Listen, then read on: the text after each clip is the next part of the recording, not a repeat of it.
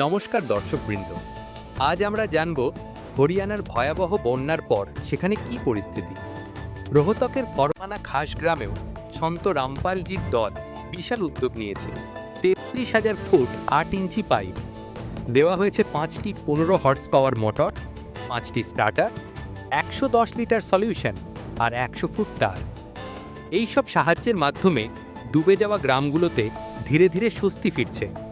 মানুষ নতুন করে আশার আলো দেখতে পাচ্ছে। सबसे बड़ा धन्यवाद ये हमारे गुरु रामपाल जी महाराज ने।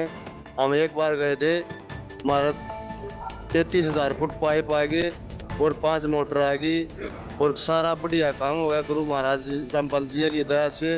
संकट गांव में था अभी, क्या महसूस कर रहे थे ग्रामवासी किसान, कैसे जनजीवन चल रहा था?